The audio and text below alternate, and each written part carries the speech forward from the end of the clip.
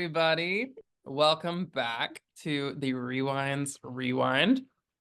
We're here, we're queer, we're here to Mostly. discuss two different episodes. We have a little bit of a double feature on our hands as we've just Double. gone through not one, but two rather eventful cycles as the double eviction has rocked the Big Brother 16 house and everyone in it. Let's do it. I'm Jackson. Hello, I'm Swan. I'm Shinx. I am returned from my sabbatical. Hello. Prepare for trouble, make it double. Graham. Exactly. I'm Sydney, the female minority. Yes, of course. Of course. Naturally. Great. So where we last left off on the previous episode of the Rewinds Rewind, Derek Levasseur was sent out of the game in an 8-1 vote after much shenanigans took place regarding the Battle of the Block. Yeah, so following Derek's eviction at the hand of his own ally in Brittany, we went into the head of household competition. We still, even without Derek, the game still must go on. There just won't be someone to get second place anymore, I guess. Exactly. I will say, just as a quick side note, I think we mentioned it a little bit last week, but we kind of jumped ahead just a tad. At the very beginning of this cycle, like right after Derek gets evicted, Nicole and Brittany have jumped ships. They have flipped it around. They are like not fucking with Cody and Jocasta right now. I mean, not completely cut off Cody and Jocasta, but they have expanded their horizons much better than Cody and Jocasta have. On top of the fact of Nicole is pissed because like we said it last week, but after like Caleb was being Caleb and randomly decided to throw a vote for no fucking reason, Nicole was like, if the four of us had voted to keep Derek would have stayed. Like we had like you guys are fucking idiots.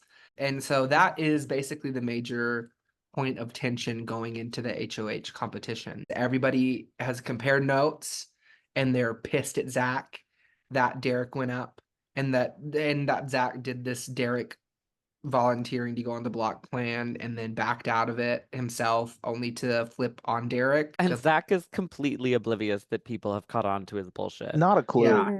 Not one. Not a damn clue. Yeah, he's making like final 3 plans in his DR. Yeah, he's like mapping out who he can win against in the final 2. Meanwhile, everyone save probably like Zach, Donnie, and Victoria are like, Zach's gonna die this cycle. Yeah. And the thing is, HOH results came in the same day as eviction, so things kind of moved along. We go to Rock Week, we get Rock and Scroll, a fairly simple HOH competition. And the most exciting thing was the results, because for the first time in a long time, Shield and the Remnants are not in any semblance of power, as Hayden gets a perfect score in HOH, and Donnie is just one away. And Donnie throws it. Donnie throws it and gets one away because that's a good enough throw. By a handful of seconds. I should honestly like host a throwing seminar because like these people do not know how to throw really. That would be a fun competition idea for next cycle or for next season. If you host like a how to throw a competition seminar. Donnie throws and wins by 7 seconds. And they all need it. This is a good thing for him because he's got Jocasta would have been HOH, right? Yeah, Jocasta would have won. So Shield was 7 seconds away from continued uninterrupted power. But I don't think it would have mattered as long as Zach or Donnie were not permanent HOH. Zach was very likely going home. And Zach thought he was in the good spot. He's like, oh, I'm still good with Hayden. And of course, he's got his main man, Donnie. And so no one even really knows what's truly happening. And then I don't know if that much happened between HOH and Noms. No, I think it's pretty set and dry. Like, Hayden nominated Cody and Jocasta last cycle, so why not just do it again? Yeah. That's pretty easy, especially because he does have this backdoor Zach plan. And I think he's telling people about it pretty much. Like he's starting to... everyone is aware except Donnie, Zach, Victoria, and maybe Caleb. Yeah. Yeah. And, because at first they were not happy that Hayden won HOH because like that whole side was kind of freaking out a little bit. Their whole debacle of last week's freak out just spilled into this week, but they were like, well, we can't do that throwing bullshit anymore because this time Donnie had also put up Brittany in a tit for tat situation, and then also Caleb. So Brittany and Caleb, the two comp beasts of the season.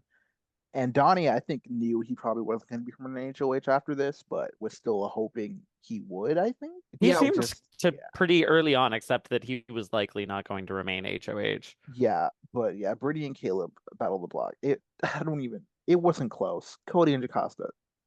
That was kind of embarrassing. Yeah, Cody and Jocasta didn't have someone to purposefully throw this time around, so they kind of got their ass beat in the battle of the block. How long did they spend doing that competition? Because it was hours. Doing that competition for like almost 3 hours, and I took Caleb and Brittany less than an hour. Yeah. It was and they won in 12 turns versus 20 turns. The max you can do if you fuck up every round but still cover all the bases is 13. They won in 12. They thought they wasted rounds. They actually did better than they anticipated. Cody and Jocasta. Cody went into this high. And he was like, please don't tell Jocasta, host. Don't tell Jocasta. Don't tell her I'm high. Don't tell her I'm high. And Cody was not taking notes. He was not keeping track. They would repeat things Cody and Jocasta had no strategy. Because they gave up. They were supposed to make 2 guesses. And they gave up on that and would just do 1 guess and something they already guessed on purpose. And they just stopped caring. And I was just like, they just deserve to lose. And yeah, they lost very handily. Well, because there's 2 guesses that they each get around. Then the grid is only 4x4. So even if you not even trying to match, the max it would take you, and if you just made note and wrote down everything and somehow still didn't get a match with any of just going row by row, you would know where everything is in 8 moves. Yeah. And then you find them in they just had 5. It was head empty, no thoughts. They were just blindly guessing things and not even keeping track. And neither of them even knew what was what. They didn't know that this was the fossil, this was the whatever fossil. Brittany did kind of clutch up. She looked up the Pokemon fossil, which this has been done before in the first Battle of the Block. Joey and Caleb looked up the unknown symbols to just be like, okay, this one is I in real life. So that's what it is on this chart, and that was fine. Cody and Jocasta were like, this is a claw, this is a hand, this is an ant, an acorn, or whatever the fuck. Meanwhile, Brittany and Caleb had the list of the fossils and their names, and they're like, this is Dome, this is Helix, etc., etc., etc. And yeah, it was not, which is just crazy because, as we mentioned last week, Cody and Jocasta honestly could have and would have won that Battle of the Block by themselves. So you think maybe they don't suck. And then they come in here, Cody's green pigment out, and just it was a very awful showing, which only hurt their standings because the house doesn't know that they actually would have won that. Was Joey not and Derek not throwing. But the house just thinks, oh, they got it thrown to them. They still suck. Well, I think it was a combination of a few things. I think it was the fact that everyone knew Derek was throwing to Cody and Jocasta, and also the fact that it was received so poorly because Cody and Jocasta were cheering. Decided to go wild in the house chat after winning a competition. Everyone knew that was thrown to them. It was a wild choice of events, but. My favorite moment from this Battle of the Block situation, Jocasta being like, Cody, you just did that one. Cody, you just did that one. He was like, sorry. Getting mad. Yeah, it happened many a time. Just did that. I'd be pissed too. Needless to say, Cody and Jocasta get their ass beat by the 2 biggest comp winners in the season of the game. The biggest comp beasts versus the biggest comp flops. It was never a question. Yeah, it was nowhere near close. So part 1 of the Zach door goes through. Hayden remains HOH, and Cody and Jocasta stay on the block going into the veto. Donnie gets picked for veto right after getting dethroned. It was Brittany and Joey alongside him. And Zach has a veto ticket. Yeah. Brittany and Joey saving for the double. And then Zach gets his warning because a couple vetoes ago, Zach, of course, got the veto ticket, which allows him to plop himself into any veto competition that he picks from the point he got it through the final 10. So it would have been the double eviction, the cycle after this. But he wants to save it for the double eviction, I guess. And just further shows that he has no idea what's going on. He's like, no, I'm okay. And doesn't use the veto ticket. And it confirms with everyone else too. Yeah. They're like, oh my God, he has no idea. It upsets Cody and Jacob because they're like, oh my God, he's not using it again. He could have used it last week to help us with Derek. He could have used it this week to help us now. He's not. He's being selfish. Fuck him. We hate Zach. And yeah, and Zach in his DR is like, I'm about to explain and shield why I didn't use the veto ticket. Because like literally, if it's under that pretense, it's literally 2 members of Shield on the block, and Brittany is the only one outside of Shield that's playing in it. So like, even if this whole thing without the backdoor Zach thing wasn't even a factor, it would look suspicious as hell and just further like diminish Zach's standing with these people because he yet again like refused to use the veto ticket for something that he saw as not affecting him. And it was worse for him because last time he generally wasn't online and feigned he was, but he like wasn't responding. He feigned that excuse like, oh, I wasn't here because he wasn't talking for a bit. But then with this instance, he said no before the 10 minutes even began. So it also helped hurt his standings with them in that regard. The veto happens. It seemed pretty straightforward. Spell Pillar, a Jackson classic. You just had to unscramble some things and find a Pokemon phrase. And Jocasta, of course. Oh my God, nice I forgot job about how of bad she did in this. 48 minutes. And Yeah. she can't blame Cody for this one. Jocasta takes the better half of an hour. The amount of time Jocasta spent doing competitions this cycle. God bless her. Like, for real. I don't know. I wouldn't have been able to do it. No, that's like an endurance competition at that point. Yeah, yeah. But yeah, Jocasta goes and puts a hearty 48 minutes on the clock, solve 4 word puzzles. No one does particularly well, and it comes down to Cody and Donnie. Depending on who wins, the cycle goes 2 very different ways, because Donnie has not been included on this backdoor Zach plan at all, because Zach's like pretty public, like number 1. And I think he's literally the only person who has not been informed at this point. Yes, Zach, at this point. Yeah, Hayden had messaged in that Quartet's alliance with Victoria that he wanted to backdoor Zach, and Amber and Brittany, or Amber and Joey were like, oh yeah, let's do it. Victoria just like wasn't there. She like, no one was home. So she missed it and then never responded to it. Yeah. So later on in the cycle, when it does happen, she is blindsided. Yeah, so like even though it's in group messages that she's in, she has no idea. So it comes down to Cody and Donnie. Joey got second, not Donnie. In real time, it was that we were waiting for Donnie because Donnie was last to go, and Cody had won by that point. Yeah. So it was Cody versus Donnie in the sense of like, Donnie has to put up or shut up right now because if he doesn't, Cody wins. Donnie did basically double Cody's time. Cody wins, plops himself off the block, and the Zach door is now in full swing. Well, and there's not a lot to say outside of like the events of this cycle because most of it was extremely straightforward. Everyone except Donnie and Victoria knew that the Zach door was going to happen. Hayden talked about it the moment he put up Cody and Jocasta. He told Cody and Jocasta that when he made them as his nominations. He let Jocasta think it was like her idea too. Yeah, which I thought was really clever of him. He was like, whatever, I'm just gonna let her think she made this move. That way it will blow back on her face. And Cody takes himself off the block either pretty much anyway it happened. One of them was going to come off the block and the Zach door was going to happen because everybody again but these 2 people were involved in the situation. It is kind of the first time we've seen the house united. The funniest thing to me was when Hayden was sitting down to tell Zach. Zach was like, he hadn't heard from Hayden in a while and he was getting paranoid because he wasn't sure what he was going to do. Hayden pops online, he's talking to Zach. He's like, yeah, I think I know what I'm going to do.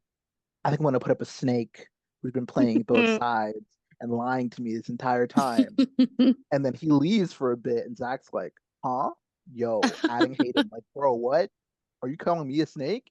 And Hayden's like, yeah. He's like, what? And then Zach is like begging and pleading for like 20 minutes to no avail. And then he's like running around the house like, yo, I'm going up. And everyone's like, oh my God, what?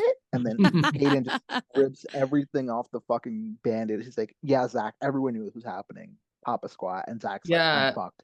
And Zach thinks that this is like a thing that is just now happening because Cody won the veto and Hayden has to make a renom. So immediately Zach is like, oh my God, Hayden, I don't know who told you what, but it's not true. Please. We've always been boys in this game. Like, I've never done anything against you. And then Hayden starts bringing stuff up from like cycle 3. Yeah. And Zach like goes to his DR and he's like, this is so embarrassing. Like, I've been caught this entire time. Yeah, Zach's like, I was caught doing this so long ago. Yeah, I think Hayden even says like, this is about 3 cycles too late, buddy. Yeah. Yeah, he was like, you fucked up with Devin. You fucked up with Derek. This is just, it's your time to go, basically. Yeah. And Zach is completely blindsided by this. Meanwhile, Jocasta fully has a speech like prepared and ready to go. Complete with like edits from Cody. Like, yeah. Hayden full sends it and Cody uses the veto on himself and Hayden completes the Zach door, as we've been calling it, and Zach goes up and not missing a single beat, like literally right after the veto ceremony wraps, Jocasta copy pastes this long ass speech that she had prepared and like fucking flames Zach and Donnie. Donnie's in it a lot too. And Swan, would you could give us a reading? That's my sister. Yeah. Yes. Swan, you should absolutely do a reading. All right. Hello, house guests. I have enjoyed my time getting to play with and getting to know each and every one of you, except for one of you who's not held that same sentiments toward any of us. Now, I could sit here all day and talk about how much I like all of you, but let's get to the real meat and potatoes. Zach has been playing a manipulative and self-serving game, pulling strings behind scenes, thinking nobody would notice. Remember week 3, everyone? The vote between Devin and Joey, where Zach was actively telling one half of the house to vote Joey to stay and telling the other half to vote Devin to stay, knowing it would split the house at least for a moment? Naturally, he would be caught in the middle and wouldn't have to worry because he forced a split to keep us scrambling. Let's rewind the clock back to week 5. During the Derek v. Victoria week, Zach never showed any signs of wanting to flip on Derek. The entire week, he was lying not only to my face, but a couple of others about his vote, all while knowing that he was going to do it from the start. He tried to pin it on Amber, and he had Donnie's help to cover his tracks. Well, unfortunately for both Zach and Donnie, Donnie slipped up in a conversation and told me about Zach's involvement. There's a clear duo here that's been the deciding vote for multiple weeks now. Rewind the clock back even further to week 1, and you'd remember that Zach won the veto and took Donnie off the block despite everyone thinking it would be discarded. We can assume that's when he took Donnie under his wing. Zach has been playing an Eric Stein game, except not dictated by the wants of America, but his own snake intentions to split the house and ride the middle. Zach has been playing all sides and has loyalty to nobody but himself. Even Donnie, whom he manipulated, would be sacrificed for Zach's benefits. Zach has controlled Donnie's vote and orchestrated scenarios to make sure Donnie takes the heat for him. Zach will say and do anything he possibly can to stay in this game. His actions demonstrate a desire to sow discord and maintain control. No pun intended. He was comfortable this week, so he didn't use the veto ticket. He thinks he's masterminding the game. Double Eviction is next week, and he's using his power. Let's make power moves before he has the chance. Let's remove the disruptive influence from the game. Chop the head of the snake. Jocasta out. A video of AOC screaming. Period. It was so good. And the fact that she posted it very clearly, like knowingly that she couldn't have written that in that amount of time. So. It was like like minutes after. It was a minute. I posted the picture of real Zach. A minute. Yeah, it was fully pre-typed and ready to go. And it was so unnecessary, which honestly made it better. It really was. So like Zach was already a goner the moment he went up on the block, but like doing all of that. I loved it. That team TV gene. The team too much. I love it. Really, this cycle was a lot of like the plan was set in motion and so many people wanted to backdoor Zach. And it was really just a matter of if something got in the way of that. So like if Donnie stayed HOH, if it came down to Donnie a lot for whatever reason. If Donnie won HOH, if Donnie won veto, because once it was said and done and Zach was the replacement nominee, like that was it. He was going home. I do think there is some interesting gameplay that goes on. One part being Hayden decides to tell Donnie right before it happens that that Zach is going up and getting backdoored. And I thought Donnie reacted really well to it. Donnie kind of played it like, oh shit, okay, like no, but that makes sense. Like kind of agreeing with the points that were brought to him and expressing willingness to turn on Zach, and that he kind of knew Zach's game was going to fall apart at some point. So, but he just had a loyalty to Zach and didn't want to be the one to do it, but he's, willing to like lose Zach and understands that Zach was playing a dangerous game and it caught up with him. So I thought he responded really well, not just to Hayden, but to everybody else. He kind of expressed feeling at peace with Zach going and being well aware of the game he was playing. And I thought that was a good move on his part. The opposite of that coin is fucking Victoria, who like, first of all, is blindsided. She gets angry. She's like, we gotta keep Zach. We gotta keep Zach. And it's like, baby girl, that's literally not happening. That's literally impossible. Like, bless her. Also, like, why? Like, I her know. and Zach aren't even that fucking girl, close. it's because of Team Rocket. It's because of fucking Team Rocket. Yeah, because Team once Rocket. again, Victoria thinks that Team Rocket is a real fucking alliance. Oh, we can touch this. They had a task to like call someone out as either being a threat or a floater. America voted for them to call someone out as a threat. Nicole goes all Mean Girls, makes a little like burn book-esque picture tape on a rock, throw over the backyard. Like, oh my God, Caleb's a threat. It gets some laughs, and then no one thinks about it again. And Yeah, nobody that's cares. Team Rocket for the week. They passed. Woohoo. They're becoming a bit of a nothing burger this season. But then Victoria and a later future member will touch on that in a moment. Insistence on it being real is what's keeping Team Rocket alive. And I wish we had more to say about Victoria. I feel like it's the same thing every cycle. Like it literally is. It's just she doesn't really do a whole lot. And then when she does, it's like in bad faith or just like actually detrimental to her game. Yeah. Like I will say, like she is a step above Caleb in terms of like being a little bit more checked into the game, probably partly because she's on Team Rocket. But she's very similar to Caleb in that she kind of fucks off for most of the week. If she has to play in a competition, she does, usually last minute. And then she is just never keyed in to anything going on. Like it's like the saying like the finger on the pulse. It's like whatever the opposite of that is. Like she is not fingering even a single pulse, including her own. There's no fingering going on. Oh my God, Jackson. Victoria comes. It's weird because she really was not on this cycle basically the entire time. But the moment that Zach does get backdoored, she's like suddenly comes online immediately. Right. And then is sending in messages like, I think she sends in Team Rocket first, which of fucking course she does. Yeah. She's like, oh my God, what do we have to do to get Zach to stay? And Nicole just doesn't even respond because like Nicole was one of the main people that wanted this. Right. And then Zach, I think like an hour later, Zach was like, I'm going home, Victoria. Like, you don't even need to worry about it. Zach got into two big fights, namely with Nicole and with Cody, and he left the game being very sour at Nicole in particular, more so than Cody. And he's like, on his way out in his DR, he's like, I'm not voting for Nicole. I'm not voting for anyone who like lied to me and led me on, gave me false hope, which is a fair thing. But it's also he's been doing that to so many people. Yeah, the entire time. It was very pot meat kettle. It was in his final just moments. pre-jury. I guess he didn't think it mattered. Right. It was pre-jury. Yeah. But... I would say the only real difference is that he is potentially the first jury member, so doing that to him actually impacts your game. Yeah. I mean, that is kind of like an undersold like thing. The first member of the jury can really set the tone. Like how 100%. The rest of the jury feels about people. So if you're sending someone to the jury in that first spot, that negative and that bitter about you, like it can really do some damage. I do think there is a level of strategy where it makes sense that if someone is leaving pre-jury, you don't really need to or should spill your game to them because they have no impact on your game. Like, honestly, like, it is actually usually the better case to just lie. And then you know that when they get out of the house, they'll see your DR and they'll be able to see everything themselves. So I give Zach a little bit of grace in terms of like, Zach lies a lot for no reason, but I think it made sense usually when he was not spilling things to pre-jury members.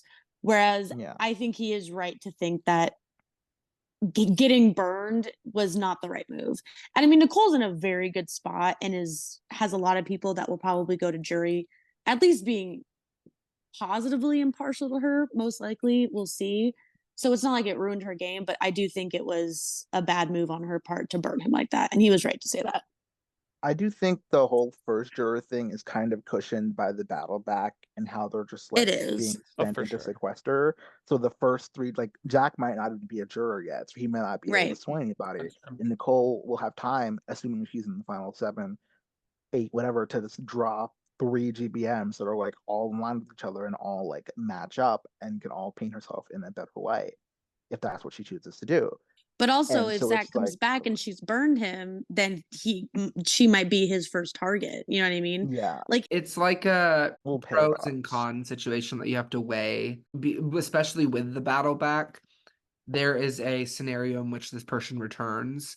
So it's like, do I burn them because I don't want to give them information because they've been shown to be flighty with information this entire game, and they could use that to harm my game. And then they could also, if I give them information, if they come back, they could use that information to destroy what I've been working on. Right. Or do I give them the actual juror treatment? And, you know, it's a tough... It makes things more complicated. Yeah, the battle back is a mess, especially when you know about it. And also, I will say, I don't think Nicole like hugely misplayed anything.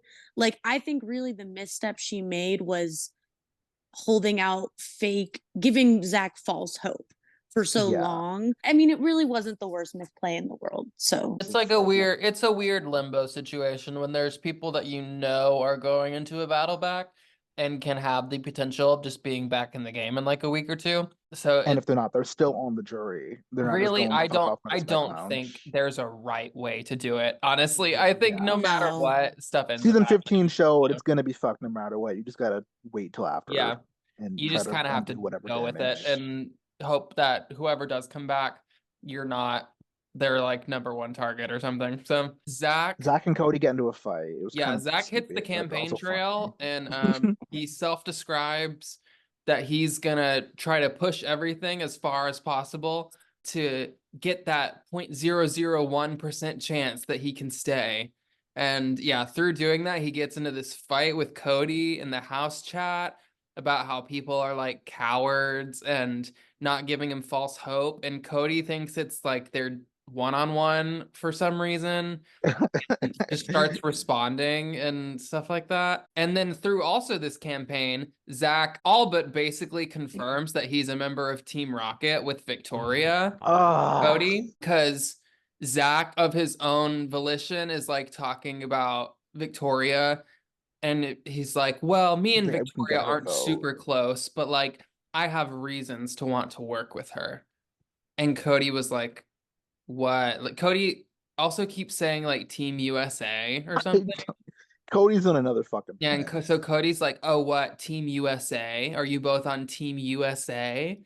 And Zach goes, well, I literally can't tell you. So like obviously you fucking are. And so Cody is like, oh, okay, Zach and Victoria are both on Team Rocket, and goes and tells multiple people that because of this. And it gets back to Victoria. So one of the two, so Zach had 2 people possibly in his corner this entire cycle. Donnie has already accepted the fact that he's going home and he's just doing his best to damage control with people moving forward. And well at that. Yeah, and he's doing well. And Victoria, who was the only other person that was like kind of blindly loyal to Zach, learns about this and takes it as like the biggest fucking betrayal you could ever imagine.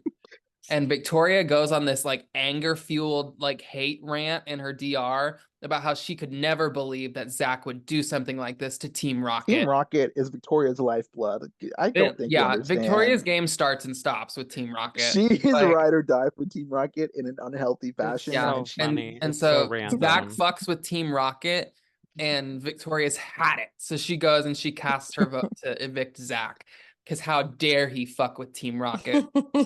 One thing I do want to bring up, actually, is because while this was happening, and Donnie does see the writing on the wall, kind of like what Swan was talking about, Amber sees this as an opportunity to pick up like a new ally, because it was pretty publicly known that Donnie and Zach were like number ones.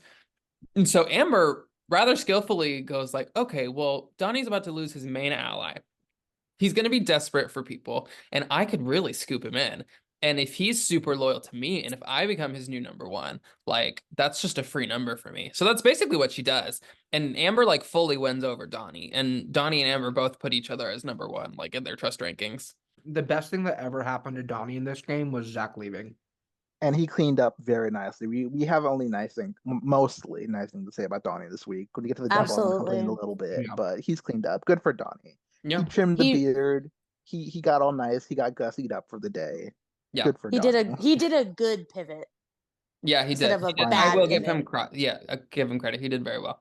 It's pretty much set and done. Zach's a goner. So he goes in. It was like maybe gonna be like 6-2 or maybe like 7-1 if a couple of his allies decided to stick it out. But he either pisses them off or they just think it's not worth it to that point. He tells Donnie, go ahead, and then Caleb just throws a hinky vote to throw a hinky vote because it's fucking Caleb at this point. Yeah, Caleb, per usual, comes online like an hour before the deadline and is like, I don't want to do what people tell me to do, and it's like you weren't even fucking here for anybody to tell you what to do. I'm gonna do what I want. You'd actually have to talk to people for them to tell you what to do. Yes, Zach leaves the Big Brother house. Zach door. Yeah, the Zach door is a full send. The far and away, at least in my opinion, star of the pre-jury in Zach. All of his chaos, all of his everything. It was. He will be missed. He will be missed. Zach. We love the stars of the season, honestly. Yeah, far and away. And it's impressive that he did leave such an impact, even if because if I think like on the real show, the amount of impact that like Jocasta left on the real Big Brother 16 compared to like I think the impact, even if Zach doesn't come back in the battle back, the amount of impact Zach will have left on this season as like the first like member of the jury, 11th place. Zach is going on the DVD cover. It's like I was gonna say it's giving Sheila like yeah. Hashtag Zach door. We lost a good one today, folks. Who came up with Zach door? Was it Shanks? It was me. No one in the house has said Zach door once, and I'm like, that's such low-hanging fruit. I don't know how. Right, it's right there. It's pretty amazing though. I will say the one thing we didn't really touch on the Zach door that I think is kind of important is that Hayden is one of the last people actually who should have tried to do it. It doesn't really benefit his game too much outside of trying to like secure relationships with Brittany and with Nicole. Other than that, he's really just getting out a public target for the entire house, which I am personally never a fan of getting out house targets. I want to get out my targets. Yeah. The only thing for Hayden and Zach have already had a tumultuous relationship up till now. They almost like had a passive aggressive argument at this point. Yeah, I think it was like was it the right move necessarily for Hayden to be the one to do this? Probably not. Was it a bad move? Not really. You know, it's one of those situations where it was kind of like with the Nicole thing we talked about with the jury thing earlier, where it's like, was it the right move? Maybe not. Was it a bad move? Probably not. You know what I mean? It's kind of just one of those weird. I mean, honestly, Hayden just shouldn't have won HOH, to be honest with you. That is correct. Which is just the fucking story of half of this house's fucking life. And he was spot on. Like, I don't know if he wanted to throw, but he nailed it. So I don't think he was like gunning for it, but I don't think he threw it. I think he was just playing it as he would play it. But like the best move for him, like the best move in terms of like would have put him in the best spot would have been to not win HOH at all. But since he won it, he did. I think he had very few avenues in which he could play this HOH right and not fuck things up for his game. And I think this was one of the avenues that was like, this is fine. So I think Right. overall, Hayden did Yeah. the best with what he had. But like many others, he just shouldn't have won it in the first place. The optimal move, like if we're thinking about that, I think would have been to get one of Cody or Jocasta out, because they're just the people that are the most Anti-Hayden. against him and like want him dead. But after Cody won the veto, like there wasn't Right. a lot to be done, because Yeah. anyone And we that he would have put up would have gone home against Jocasta. So it makes sense. Yeah, Hayden's best case scenario winning this week probably would have actually been like Donnie winning at that veto, at least with the draw we had, and then not using the veto, and then one of Cody or Yeah. Jocasta going home. Yeah. I think the only thing that could have gone back on him was that he openly said it was going to be a backdoor for Zach. And then if Right. that happened, people could spread to Zach that Hayden was going to backdoor him. But like would have, could have, should have, you know what I mean? Stuff didn't happen. So And that we is forgot that to is a mention, good point, Swan. Hayden was just kind of in a weird situation this Yeah. week. His options were like Nicole or literally his just alliance Zach. or Zach. Like Nicole or Zach, pretty much. Yeah, Nicole Yeah. or Zach, or because everyone else was either Joey, Amber, Victoria. He couldn't do any of those three because those are his side. So his option, yeah, that The others were safe or no block. Yeah. Yeah. Battle block. I need this to end. My God. But yes, I keep forgetting people are just immune. They can't go up. And Yeah. it's like, right. This is and the thing. especially when it gets down to like 8 people and this is still going, And, oh yeah, it's 2 people are ridiculous. off the There's block, like 2 are 2 on the stage. options. yeah, I can't believe Yeah. that they don't do battle of the block for the double eviction. And they're like, you know what we should do? Bring Put it it back. for 2 more rounds. I know, Like, that it's that so- just seems like the logical thing to me, is like, okay, we can't do this during the double eviction because obviously on the real show they have the time constraints or whatever. So it seems to me the logical thing would be like, okay, let's not bring this back after this. Like, congrats I on fully making it to believe- jury, making the double eviction. Yeah. Battle of the Block is over. If Grodner had 30 more minutes, she would have put a battle block in there. I truly believe she would have done it. I think she would have. Yeah, she probably would That have. woman is evil. She probably would have done it. But yeah, now that we have discussed the Zach door and he has flitted off into sequester, he will await Raging. his results for the battle back. If he We does can the talk comp. about Damn. our MVPs and LVPs for this cycle. We'll talk about all the goodies, MVP, LVP, trainer of the episode, our moments and everything. We'll do all of that for cycle 6 before, and then we will go into the double eviction and we'll do it all again. So let's start out with our MVPs for this cycle. Does anyone in particular want to go first? My MVP, one that I am begrudgingly giving, is to Cody this week, because it's a mixed bag. However, I think Cody was absolutely instrumental in making sure that the Zach door happened and finally gutting it out and winning the power of veto, proving himself.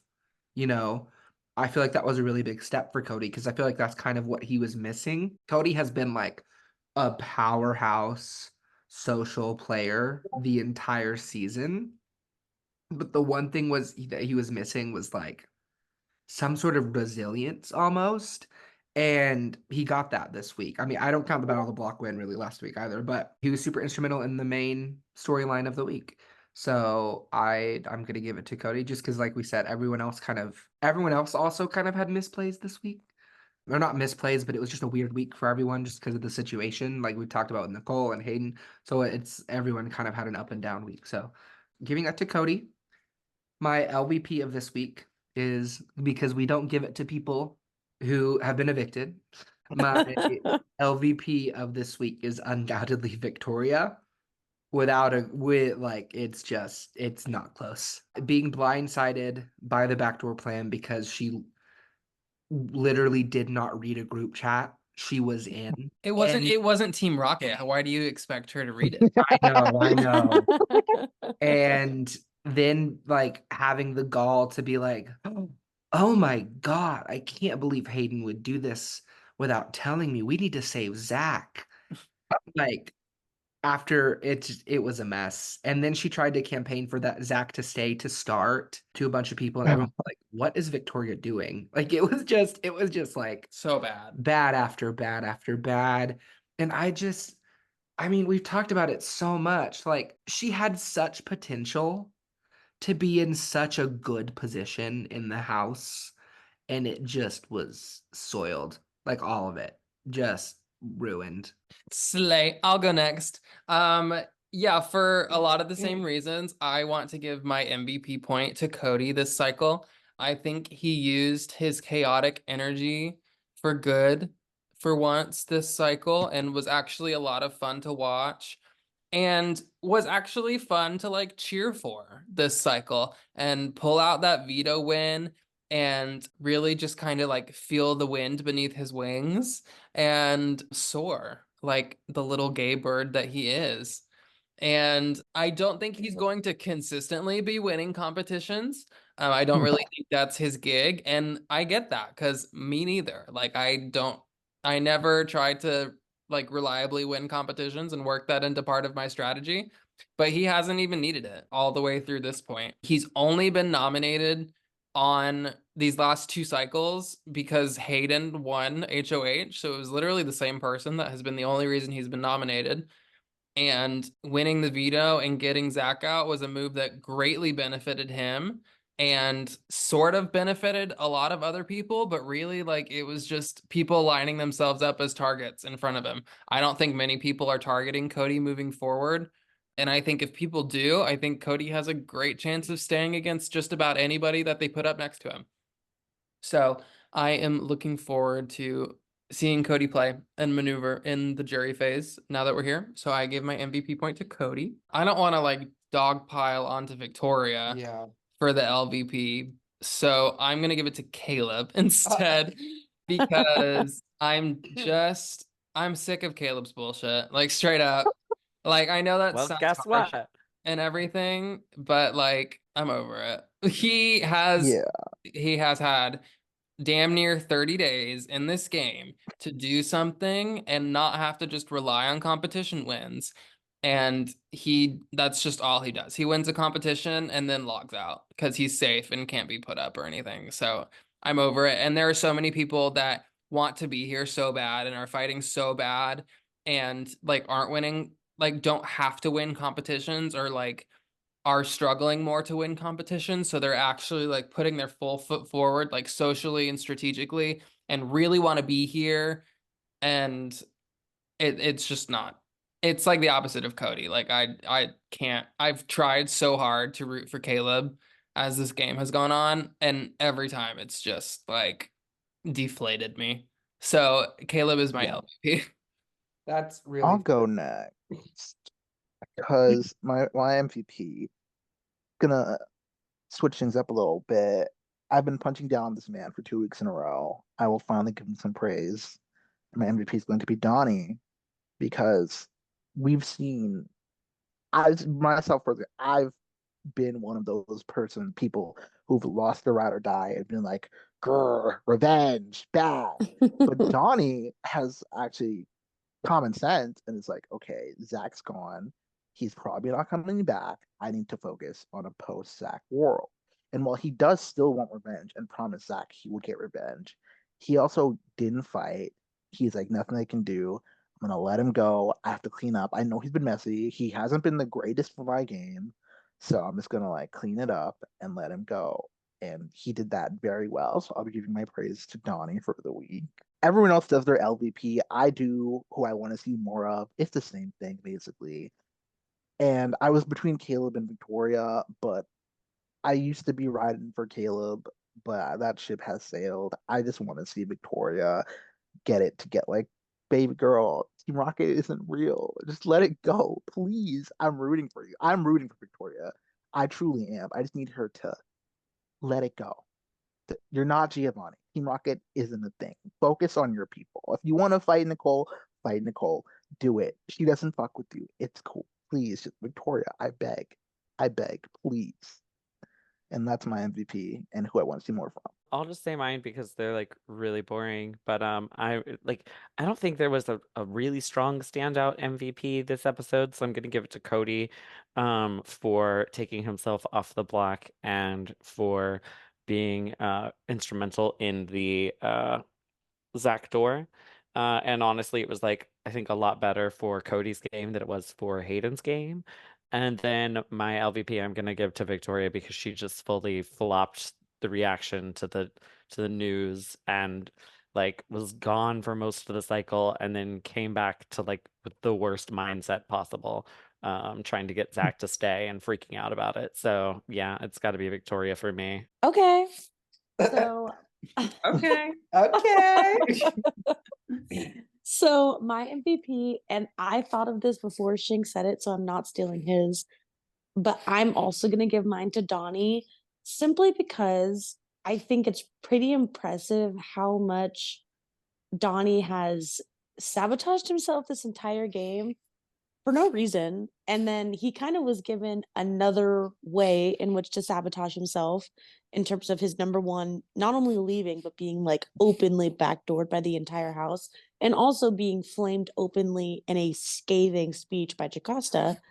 But he actually really took a bad situation and turned it around for himself. As Shing said, like he's really curated better and more loyal allies by becoming a more loyal ally. I think he's finally managed to shake off like the label of being a snake, and people have started to view him more positively. And I think he's actually, because of this, changed his game from being a short-term evictee from like someone who actually has a good chance of making a deep run depending on how things go. And I think that's really impressive. So I'm going to give him the MVP. I'm obviously going to give my Lisa Vanderpump to Victoria because it's literally like there's literally nothing else to do. I mean, I like Victoria too. Like I have always liked Victoria.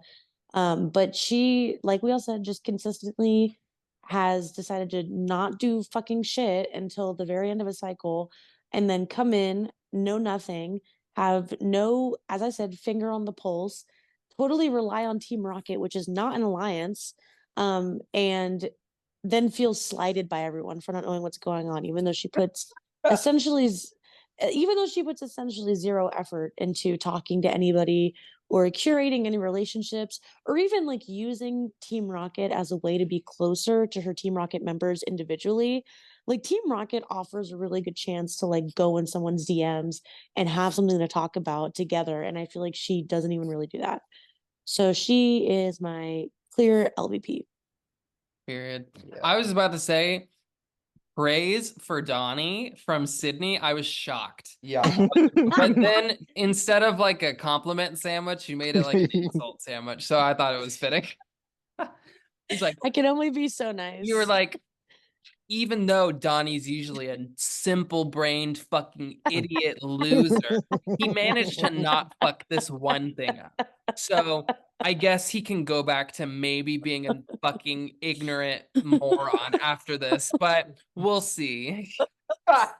Great. Anyways, train of the week. Yes, Sydney, would you like to also take us away with the trainer of the episode?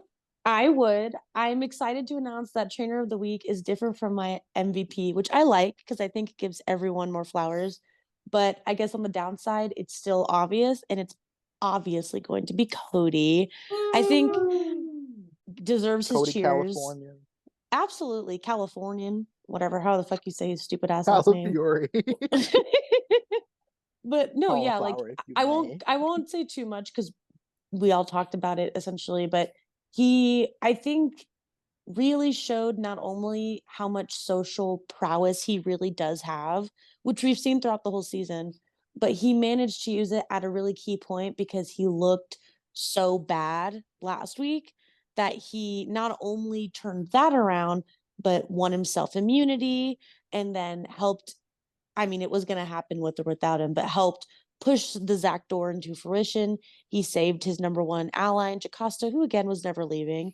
But I mean, it wasn't like he just sat back and did nothing. He actively worked to make it happen. He's become more valuable to people who once valued him and then wrote him off. It's like he was so over, we're so back, blah, blah, blah, blah, blah. So he really not only showed us the capabilities he has that he kind of like let go of last week for no fucking reason, but he also just positioned himself really well. He benefited so much from like essentially everything that happened this week. So he's very clearly the trainer of the week. Period. All right. Julian. We've given out our points, and Sydney has named the trainer of the week. So let's talk about our favorite moments from cycle 6. of Big Brother Rewind's history. We There's wines. plenty. Big Bubble Rewind Oh my history. lord. So Literally. let's discuss some of our favorite moments from Cycle 6 of seasons past. Does anyone want to go first? I will bring this up because I was the only one who lived it. It's not my favorite moment, but it was an iconic moment in our series.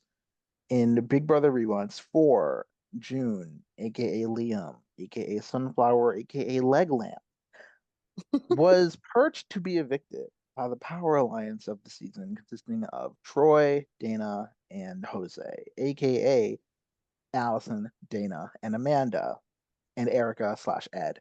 But that did not occur. Liam rallied up and got the votes flipped on Michelle. And the Doom Girls ended up in a winner die position. And spoiler alert, they won every single HOH after that. Liam left immediately after getting the vote flipped to save him. It was a nice glimmer of hope, but it just didn't pan out anywhere. Okay, I have two really quick because there are two, so I'll make it quick. And they're both for my seasons because I'm self-centered, but also it's like I just know what I know. So season 6, Ashlea is backdoored in cycle 6. Which Period. Thank God. which as we talked about last week, Ashlea fucking up her HOH and then being backdoored is like it sets up the entire arc of the season. Like I tried. it really because I told him don't do it. He didn't fucking listen to me. because James wins, my partner, aka Matt, aka Doom. He wins HOH, and him and I are plotting because we're pissed at Ashlea. Long story short, we decide that we want to backdoor Ashlea because we realize that she's on the other side of the house. We don't know who her partner is. We can't trust her. And we do it successfully. And Sarah, aka Shinx, gets very angry because that is Shinx's partner. And it literally sets up the entire like emotional narrative arc of the rest of the season. So iconic. And I want to add to to this because I always think it's so funny and I'll always remember it. Someone, I think it must have been you two that were talking about it, like discussing the strategy or whatever. And I think you asked Matt, like, well, like what if Ashley is like pissed about it? Like, what are we gonna do? And Matt just said, who gives a fuck? She'll be in pre-jury. And I thought that was so funny. And like, yeah, I was. Yeah. And on a lighter note, I'm so glad you put this in because it's so fucking funny. So It's cycle so 6 of stupid. BB7, the coup d'etat comes into play, and it's essentially a bunch of images, and over time at random intervals, some images will get taken out, ones that are irrelevant.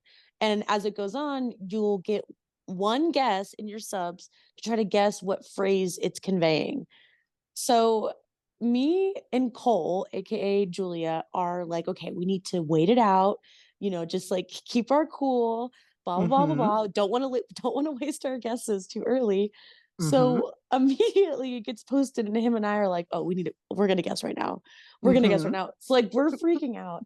So then I am very anxious about the game. So in real life, I'm like, I'm gonna go on a drive. So I go on a drive, like no phone, nothing, for like an hour. And unbeknownst to me, Cole is blowing up my fucking DMs being like, I need to guess this. It's definitely this. I think it was like for over hell or high water or something like that. It was wrong. Spoiler, it was fucking wrong. But he's freaking out in my DMs. I'm not there to like push him down. So he's essentially just going and going and going. And then he guesses whilst I'm gone. And then I come back and I'm like, oh my fucking God, Cole. And he's like, it definitely was wrong. It definitely was wrong. So then I go in my subs and guess something different because I'm panicking. And spoiler, I'm also wrong. So then we start going into our alliance chat with Elizabeth, aka Jeevan, and we're essentially like, Jeevan, you have the last guess. Like, we fucked it up. So then Jeevan guesses it's wrong. So then we realize we fucked it. And then we decide after more images start to go away, we realize what it has to be. I can't remember what it was, but we realize what the phrase must be. I think it was come hell or high water. Yeah. Okay, that was the correct guess. Whatever we guessed before that was not correct. So we figure out what the phrase must be. So we decide that Julia, aka Cole, needs to go to Laura, his bestie, who, by the way, hates me and Elizabeth, like targets us, thinks we can't be trusted, we can't. So we decide that it's best to give it to someone who at least one of us two has power over. So Cole goes, feeds it to Laura. Laura guesses it, it's correct. And the coup d'etat now is in Laura's hands. So Her cold, wretched hands. Fucking Laura Dern, Jackson's nemesis. Fuck Laura Dern. I will go next and try to make mine quick. So again, I also am going to be a little selfish, as Sydney was talking about. But Cycle 6 in both BB Rewinds 8 and BB Rewinds 13 were my HOH. I actually won HOH in both. Slay. The the Rewinds 13 HOH doesn't really matter. I was just going to bring just to say that because it's kind of a weird statistic. The one I'm going to talk about is BB Rewinds 8. Because BB Rewinds 8, when I won the HOH, that was the of the Reputation era. That was my favorite moment in BB Rewind's history, was the host secretly taking our trust rankings and then putting them in a competition. And right after Jill had flipped on the majority alliance, and so there were only 3 of us in our alliance left. And so all of my trust rankings were different than what they had been previously. And the competition was about like guessing who like based on like where someone was on the trust rankings, etc., which is fucked up. But anyway, so Yeah, who let that fly? That's actually insane. Jack. It was Jack, and we just nodded our heads. Yes, I'm not taking. Oh any no, it was stock my in idea this. too. Oh, so okay. bad. I take no claim in this. It was the worst. I thought it was fun, and we've literally never done it again, and we Done never it again. doing it ever again. So like, it's fine. And so I ended up winning the HOH because Danielle and I juked Carol out because we finally put it together. And my favorite is there's this like screenshot compilation of all of us in our DRs, like you like desperate, like hoping and trying to get the other person to understand like the situation we were going. But we end up tricking Carol. Carol freaks the fuck out, like, oh my god, she was one of the ones who started the flip. And then I end up getting Kale out, which was not my brightest moment, but it happens. Kale 099. Yeah, but it's okay. But it was a very, very fun week for me. It was the first time I won HOH, and it was the start of the Reputation era. I turned my HOH room into a jail cell. It was like a detention with handcuffs, and I was like, "Tell me everything you know about the flip." And it was kind of crazy, but It really kind of was like the best case scenario for the cycle, because like the power flipped back and the sides were shooting at each other, but then still kind of like a whatever, like not huge player went out with Kale anyways, and it was this exciting boat flip and everything. So it honestly really was like the best possible outcome for the cycle. Yeah, it was a very, very good cycle, and I was Also, just to interject really quickly, the real coup d'etat phrase was, funny enough, leave no stone unturned, which we named a comp after the season. There we go. Oh, cute. But I do want to talk about Big Brother 11 because that was actually, yeah, it was. This is going to be my moment, but go ahead. Oh wait, no, you were there. You can take it. I mean, I've famously never seen a cycle 6 in my Rewinds career. But it is, Sheila's revenge, because pretty quickly, like only just about 2 rounds after targeting me and getting me out, Chima gets successfully. Is it a proper backdoor? A proper backdoor. Thank God. Because she's just been winning too many comps. Who was the HOH that week? It was Steven or Casey? Casey. Oh, work. Wow. My love, Casey send my love Steven to Martini. No, Casey swept. He put up Steven and then took Steven because down. The veto competition was the color memory, and it came down to Lydia and Casey said, "Don't worry, Lydia, I know what to do," and sent a winky face, and it was very weird, and it set everybody off. Shout out Martini. Wait, before we move on, I did remember, you were right. I said I had 2, and then I didn't the second one. But just to make it super quick, because it's not very long. This was the cycle in BB Rewinds 13 where the battle back happened. And so Dominic and Cassie did their competition.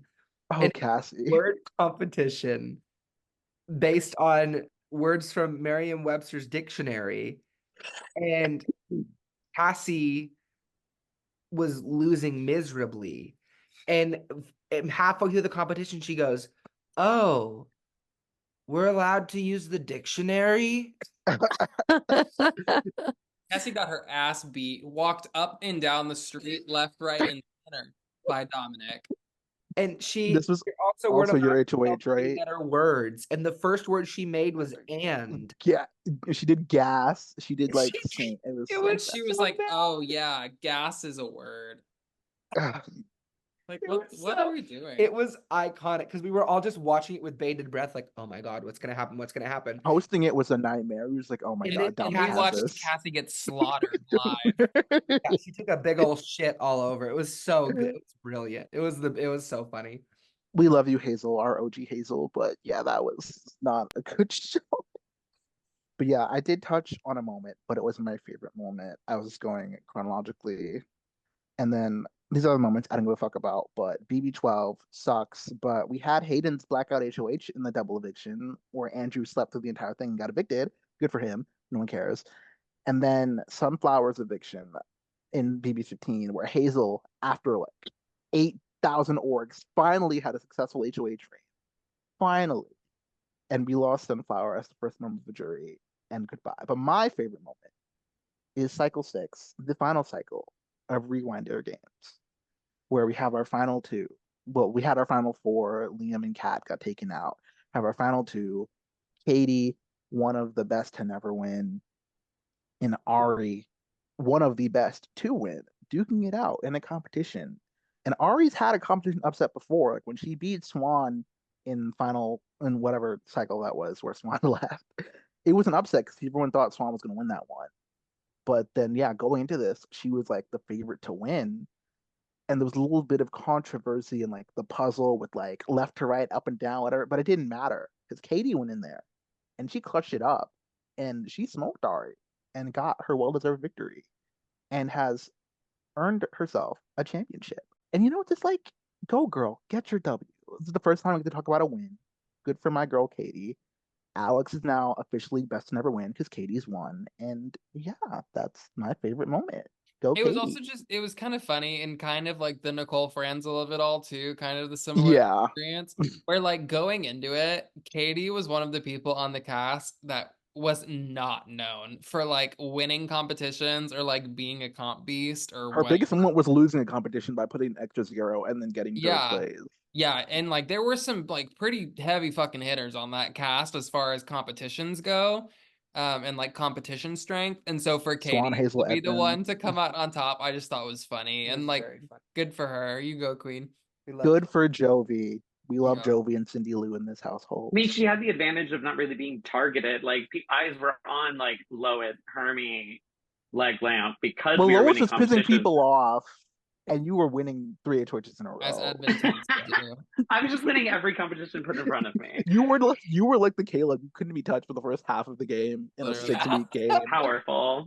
It was very powerful. But yeah, that's all the cycle 6 moments that matter, basically. Great. So yeah, we've touched on the first half. We still have a whole other cycle to talk about, baby.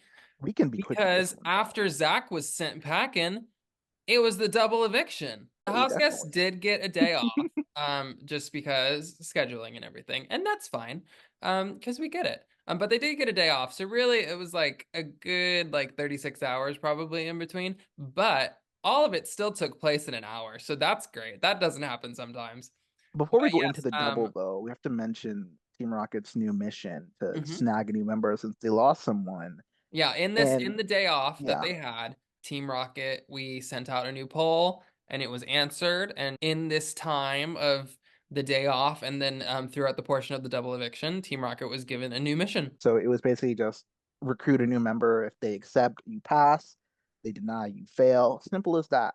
And they were briefly considering, Nicole and Victoria were briefly considering, like, we should maybe pick Cody since I already know. But then Victoria's like, no, I want Donnie. And Nicole's like, oh, I love Donnie. And so they just like latch onto picking Donnie. Donnie, who wanted to be in Team Rocket from the jump, but was denied that by America. You cold, evil people did not give the beard his wishes. But just like the real show, Joey left, got replaced by probably Derek. Who knows?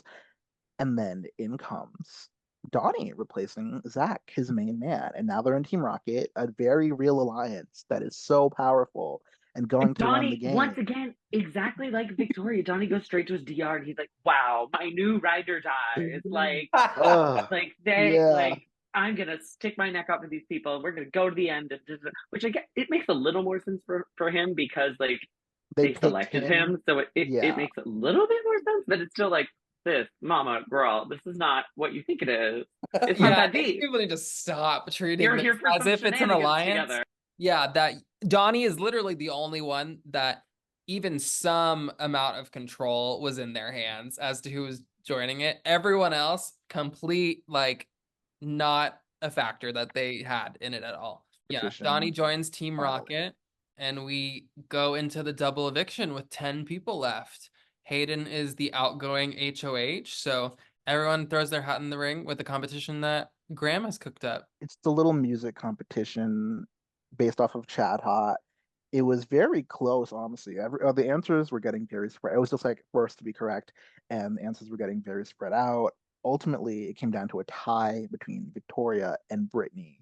And this was like, hey, Brittany did not want to win, but she saw this is like kind of like we'll talk about this later, but Brittany like saw that Victoria was about to win, and she was like, okay, I gotta lock the fuck in because my team is sucking. Like Nicole only got 1 point, Jocasta had no points, Cody had 2 points. It was like, okay, so Brittany like clutched the fuck up and won the tiebreaker with High School Musical and secured herself the HOH and almost immediate. Well, yeah, literally almost immediately. It was fucking double. Three Victoria and Donnie right up on the block, just like that. Not Well, even that it's much time to think actually about it. a really interesting situation for Brittany, given that she didn't Yeah. want to win it. God bless Brittany. Brittany has been in this position the This is her entire fourth fucking HOH, third permanent one because there's no battle of the block. And it's week 6 or 7 at this point. and she hasn't wanted to win a single one of them other than the very first one. And even then, she didn't really want it that badly. But she has just been winning these competitions because people are throwing, her side sucks. But it was a very unique situation for Brittany where I think she really did have to win this competition. Like at least at the point that it got to her with the tiebreak of her versus Victoria, because that Yeah. was kind of the determining factor of who was going to be backdoored this week. Because if Victoria won, that side would probably keep Caleb safe and probably Yeah. get Brittany in a backdoor.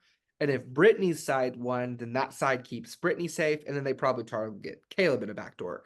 So it actually really did. Brittany really was kind of put in a position where she had to win to keep herself from being a potential backdoor target over someone like Caleb, who is working with the other side. It was another moment where Victoria was just this close to like fine, and I was so excited. I was like, I oh thought my she was God, gonna win. I thought she had it. Victoria, yeah, she's gonna like pull it out. Like this is gonna be huge. This is gonna be Victoria's like big like breakout moment.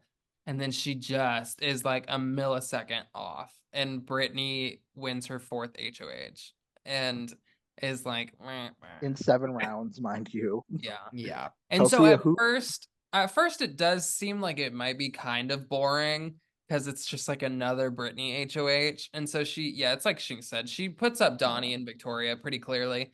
She doesn't want to target Hayden, even though her entire alliance pretty much does, especially Cody and Jocasta, obviously, because they I was hate. gonna say not Nicole really. Yeah. Yeah. They all yeah, want Caleb more than anything, which Brittany doesn't want to didn't do. want She Caleb, puts up but Donnie and Victoria because she's already nominated them, which makes the most yeah. sense. But And she's then- like, at this point, she's like, fine, I'll do the Caleb backdoor if it comes down to it. Like, Yeah, like if I absolutely have to, because at this point, with Caleb losing this HOH and Brittany winning, Brittany actually ties them up each other for the number of comp wins. Brittany comes up to 6 Yeah. comp wins, because Caleb has 4 battles of the block and 2 vetoes. And at this point, Brittany has 4 HOHs, 2 HOHs bops. and 2 battles of the block. So they tied it up. And yeah, she nominates Donnie and Victoria. They're both pretty down about it. They're like, well, this sucks. Like we were so close to They're like, something oh no, else, like Team the point. Rocket. Yeah, they were like, yeah, 2 members of Team Rocket on the block. Oh no, we have to do something about this. And Nicole was just sitting there like, Oh no, guys. And Yeah. then the veto draw is comical because backdoor target Caleb is the first one picked. Yes. Nicole, who wants to throw more, does not even want to get picked more than anything, is also picked. And then Cody, who's like weird with comps, is also picked. So you have Caleb, Nicole, and Cody are thrown in the veto. Nicole's pissed that she's in the veto because it's a semi-social one too. So she was just like, fuck it, I'm just not gonna try because I'm not showing my cards here. Yeah, the veto is idea I came up with. I thought it'd be fun, and it wasn't originally concepted as a true or false, but I was like, you know what? I'll make it slightly easier on them. I'll just make it true or false. I expected people to try. I added a penalty for being wrong. They did not care. They turned it into a guessing game, which had its highs and its lows. Caleb wiped immediately and basically threw himself out of the game instead of just trying to win. He wanted to keep the the structure the same, which no matter who won except Caleb, Caleb was getting backdoored except for maybe if Brittany won. Or Yeah, if Nicole wasn't trying, this just Caleb was really trying to shows keep it the like same. this just really shows like Caleb. It's finally all coming to a head of Yeah. Caleb's just sheer lack of understanding of what's going on in the game because he got picked for a veto competition to save himself from being backdoored, and he does not have the wherewithal to know that he needs to win this veto competition to keep himself from being backdoored when it is painfully obvious that he is going to be backdoored. Like literally, this is as close to the Zach door is the Caleb door. Like it was because once Brittany won, obviously Donnie and Victoria are like, yeah, we'll backdoor Caleb, whatever. You know what I mean? Like it's like a whole Yeah. situation, and Caleb's just sheer lack of understanding of the game finally bites him, this week because he's like, oh well, I want to throw because I don't want to be seen as a comp threat. Yeah. Dude, you won safety for the first 6 weeks. Yeah. Like, Yeah. So everyone starts out with 3 feathers in this competition, and they get plucked if you either get it wrong or someone else gets it right and takes one from you. And through Cody getting a couple right in the beginning and then Caleb just getting one wrong, Caleb goes down to 0 feathers pretty much immediately. Yeah. And so at that point, everybody else is like, well, let's just have one of the nominees win. And I will say, this is, I think, the only time I've seen a competition like this where it is somewhat affected, like socially and like hierarchy, kind of. Like, usually in that situation, everyone goes for the nominees first and like Yeah. kind of tries to make it so that the nominees don't win and someone else does. This was the complete opposite. Everyone was throwing to the nominees because pretty much everybody wanted a Caleb backdoor to get him up and out. The after noms he were was out of targeting feathers. Brittany. Cody was targeting Nicole. Eventually, the noms targeted Cody, and then it comes down to a three-way tie for 4 points. Donnie, Cody, Victoria. Donnie would have won, but he blindly guessed and lost a point that would have won him the game. So we had to go to the final question. And once again, Donnie blindly guesses, but 50-50%, he lucked out this time. Got it. It didn't matter because Cody would have used it on him. He uses it on himself. Victoria uses it on herself, but Caleb goes up and out unanimously in either timeline. So it didn't matter at that point. It was just for the title of veto winner, basically. And Donnie Yeah. won. Good for him. Yeah, Donnie through sheer luck, literally, because he They just didn't read started my hard thought randomly. out He would question. just be like, okay, I think he's just put false for everything. Yes, Oh. I literally like sent a question and I thought his fault was before my question because of how fast it was, but then he like barely got the one. Like, okay, it's first, I guess.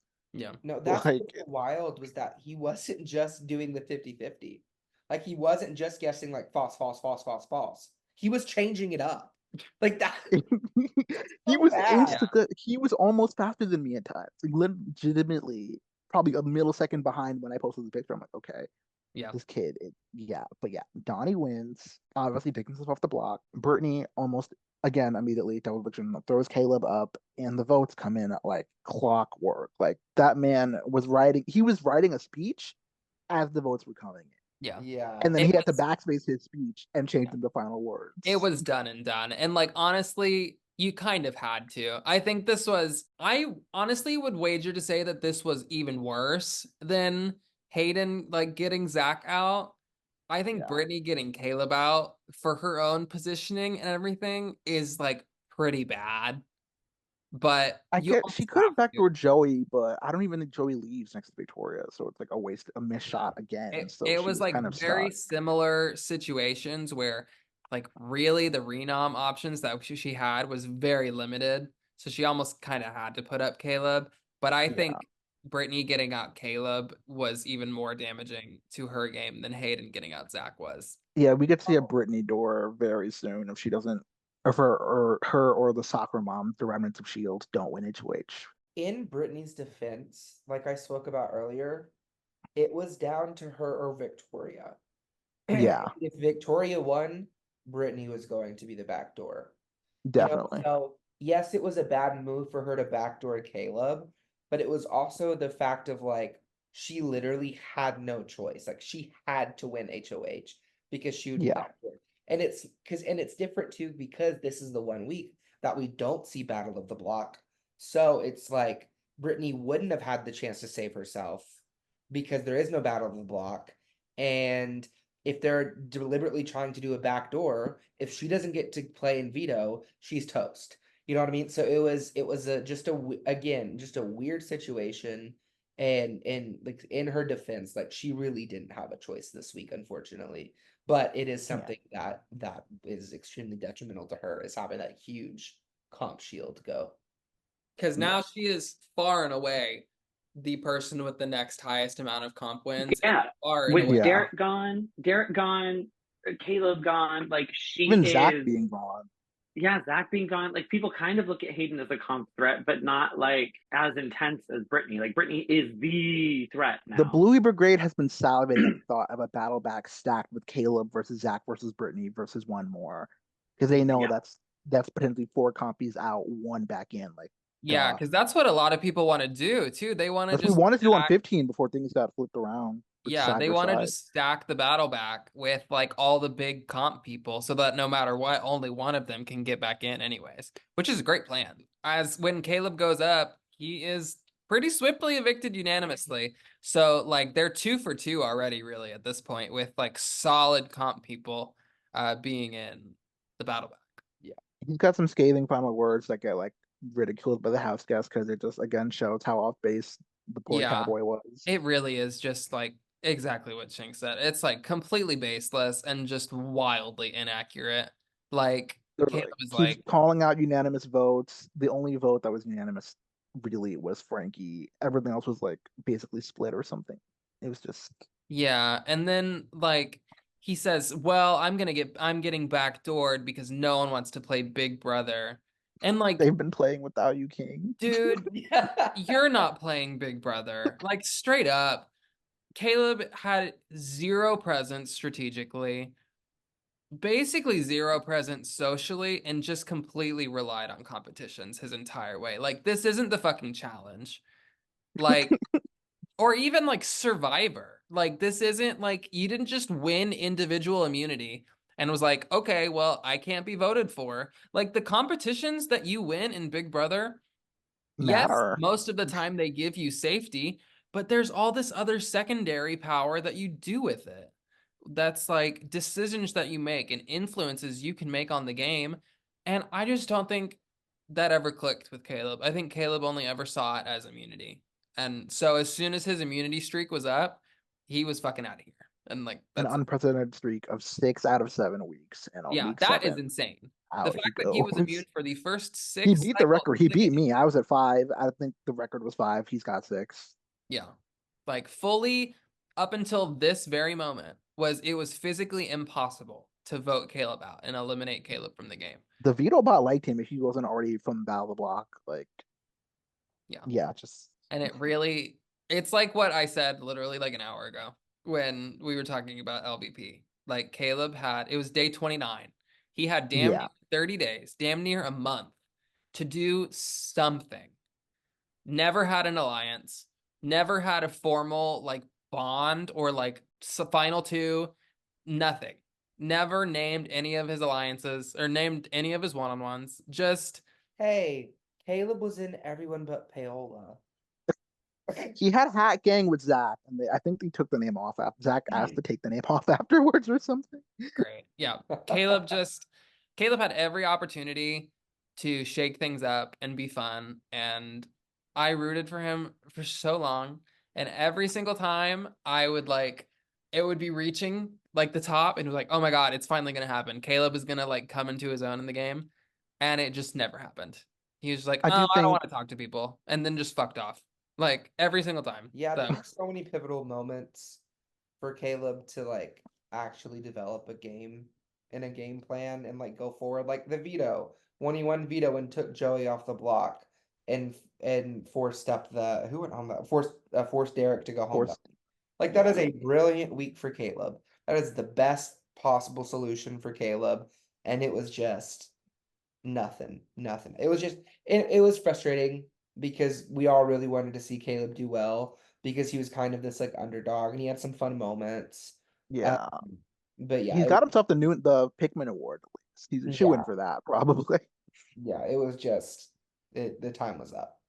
yeah. Yeah. And I will say I'm glad that if it was going to happen, because as soon as Caleb was eligible to be a final nominee, he was going to be, and he was going to be evicted. So Yeah. at the least, I am glad that it happened over the course of an hour instead of the course or like 5 or 6 days. Honestly, So 5 minutes. work. Like after I Yeah. looked at the votes came in in 5 minutes. Or the Yeah. five So just came like in I'm quickly. fine with that. And like honestly, going out in a double, like after not he wasn't fully backdoored because he played in veto, obviously, but he Right. might as well have been. He got completely shut out of veto. And threw it himself anyway. Yeah. So like having the comp streak that he did have, and then it leading to him getting backdoored in the double eviction, I think that is kind of fun. So Yeah. like it makes sense for his arc and everything. So I'm cool with it. That's pretty Basically much the double. what was up with the double. Do we do MVP, LVP? Yes, we do. Yeah, just like any other cycle, we're going to do an MVP and an LVP. It doesn't have to be incredibly in-depth, given that this only took It was place an hour. But I still think there were some definite people that like really rose to the occasion and like kind of turned it out. And there were some people that did not. So if anyone would like to go. I'll just throw it to Nicole just cause like she was in a position of like she was very likely going to be safe no matter who. I think her and Amber were the only people like confirmed getting on this double alive, no like question or anything. And I guess Cody and Jocasta is the only person who would have renommed them. Probably Hayden who couldn't play, but renommed. Whatever. I think Amber and Nicole were like definitely the most untouchable of this thing. And Nicole was like more in the drama. Amber was kind of just there. I hate to say, Nicole was at least like in it, partially because of the veto draw, partially because she was like, "Okay, don't worry, guys, I've got you, Team Rocket." Yeah, throws veto because she doesn't want to show her cards and escapes this week very much unscathed. And going through a double like that, sometimes it is being under the radar for that 1 hour is sometimes the best spot you can be. And my LVP, I don't really like. I'll give it to Victoria. I don't want to give it to Victoria again, but it was like it wasn't her fault. Like she just wasn't fast enough to win the HOH. That's just how it goes sometimes. But if the veto was like anything different, and like Caleb wins it, she very likely goes home against Donnie. She was just in the next most position of danger just by losing the HOH by milliseconds. And if the veto wasn't like dog pile Caleb throwing, we could have very well lost Victoria in this hour. So I guess I'm going to give it to her just by that sheer happenstance of like, you were in the most danger and Nicole was in the least. It was an hour long double. That's my logic for it. A lot of it was somewhat remnants from the end of last cycle, but I think going into this, getting drafted into Team Rocket and having this kind of like put up or shut up moment in the veto, and albeit it was luck based by the time he had to do it, but it still worked out and he still managed to make it work. I'm going to give my MVP for the double to Donnie. I think he was a lot of fun in the double eviction, and I think he had to win and he did. And getting Caleb out, I think Donnie is one of the people that benefit the most from getting Caleb out. Donnie and Caleb never clicked really ever. And Donnie had nominated him twice at this point already, which wasn't the amount of people that have nominated Caleb was not an exclusive list by any means. Getting someone so consistently present in competitions out of the game only opens up to Donnie to be able to win more moving forward. I think people are starting to come to Donnie to be allies and kind of pick up the remnants of like the faction that he was working with. And I think a lot of people are scooping up Donnie, and I think that's great for him. And I think this double eviction was a great indicator of that. For my LVP, I think I'm gonna do Brittany. I would not be shocked if she is taken out rather quickly after this. I think it's a lot of the time going to come down to kind of like which side wins HOH. But even to a certain point, like after the battle back is kind of said and done, I really don't even think that her like quote unquote side is really going to want to keep her around for very much longer. Maybe just Nicole, if anyone. Yeah. Cody and Jocasta have proven themselves to be backstabbers to their Yeah. own allies, so I can see them wanting Brittany out almost immediately. So yeah, Nicole and Amber have the spy girls with her, obviously, but even now, Amber is like, this girl's too fucking good at competition. She has no to go. And Nicole likes her, but like we saw with Derek and like we have seen with evictions before, just because Nicole likes you doesn't mean she's not gonna like evict you and everything. And it's far and away that Brittany's better at comps than Nicole is. Nicole's not a slouch by any means, and like she's good at comps too, but Brittany kind of just blows a lot of people out of the water. So I think they'll both cut her in a second. So I'm gonna give it to Brittany because I want her to stand up for herself and not win competitions that she doesn't want to. And in her defense, she had to win that, like, because yeah, that's why Victoria would have put her up. She was forced into it. It sucks. But I'll go, I guess. My MVP, I really don't think like anybody like hugely deserves it. Because like, woo, congrats, y'all got like the least trusted person out of the house. Woo. Literally. The person who like is a major comp threat but hasn't won a single HOH. So I guess I'm gonna give it to Donnie. He won veto by a stupid strategy and pulled himself off the block. He got picked by Team Rocket to join them, and he seemingly thought it would increase his like social level in the game. And yeah, I don't think he trusted Caleb, and so they didn't have much of a relationship. So that was good for him. In fact, let me look. He had 7. He was 7 on his trust rankings, but the other 2 people are like people who nominated him. So LVP, I don't think it's fair to give it to Brittany. Like maybe Joey, just for kind of not having a presence and losing somebody that was like on her side. Yeah, Caleb has Joey at number 1. So sucks for Joey. But like there wasn't really much she could do. Like she wasn't picked for veto, was she? No. Her and Hayden like thought about it, but they couldn't rally anything up. So yeah. So it's like it's not more just like it's more just like womp womp. This double sucked for you. It's not like you misplayed this. Yeah, exactly. I will not be giving my MVP to Donnie. He is a high contender for it. In fact, he'd be like an honorable mention. But him winning veto by pure luck is not something that I'm gonna give MVP worthy for. Yeah. So I'm gonna give it to Amber, just because I think she got her biggest opponent out. I mean, she didn't even have to do anything, right? Like none of this blows back on her. And Caleb was the person that she needed to get out the most because Caleb was the only person actively gunning for Amber. So I think she benefits the most from this week. So I'm giving her MVP just because I feel like, sometimes we talked about it. Sometimes the best thing you can do is not do anything at all. But in a strategic way, not just, not doing anything like Caleb. But I think I'm breaking my rule that I gave Shinx shit for earlier on this pod. And my when did you do that? This week is Caleb. When did that happen?